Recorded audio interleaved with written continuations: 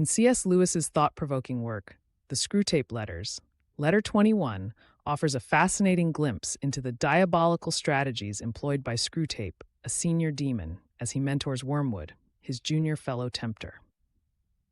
This particular letter delves into the subtle manipulation of human emotions and perceptions, specifically targeting periods of sexual temptation to cultivate irritability within the human patient. Screwtape's advice to Wormwood is both cunning and insightful, revealing the intricate methods used to undermine a person's spiritual well-being. Screwtape begins by identifying periods of sexual temptation as prime opportunities to attack the patient's emotional stability.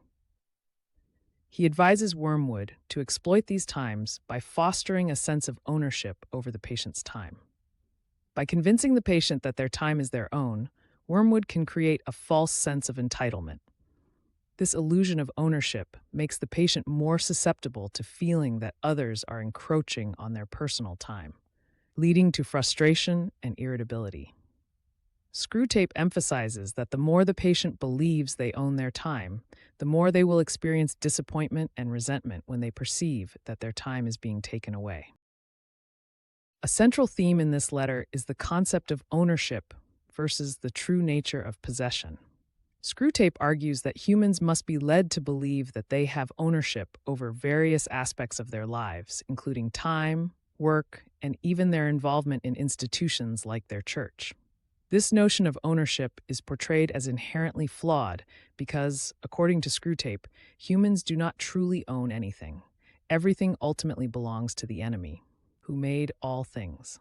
By instilling pride and confusion about ownership, Wormwood can make the patient feel as though they are generous for donating their time to employers or religious activities, thereby inflating their sense of self-importance and detaching them from recognizing the true source of their blessings.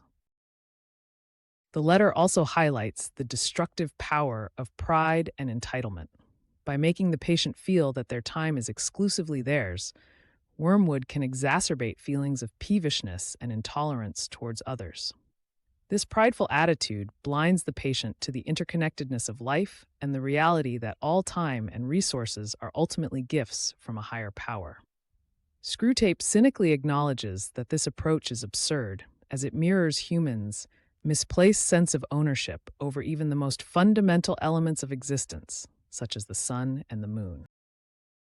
Character development is another crucial aspect of Letter 21. Screwtape's mentorship of Wormwood showcases his deep understanding of human psychology and his strategic mindset. His guidance reveals a sophisticated approach to temptation, emphasizing long-term emotional manipulation rather than overt sinful acts. Wormwood, as a character, is portrayed as a diligent but somewhat naive apprentice who must learn to balance the subtleties of temptation without crossing into obvious demonic interference. This dynamic between Screwtape and Wormwood adds depth to the narrative, illustrating the complexities of temptation and the continuous battle for a human soul. Moreover, the letter underscores the broader themes of control, gratitude, and the human tendency to resist recognizing life's true gifts. By convincing the patient that they own their time, Wormwood can divert their attention from a higher purpose or a sense of gratitude, replacing it with selfishness and dissatisfaction. This manipulation not only fosters irritability, but also alienates the patient from meaningful relationships and spiritual fulfillment.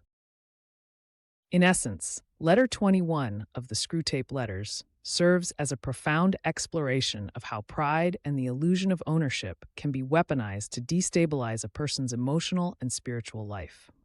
Through rich, layered strategies, Screwtape and Wormwood illustrate the subtle ways in which negative traits can be nurtured, leading to a pervasive sense of irritability and discontent.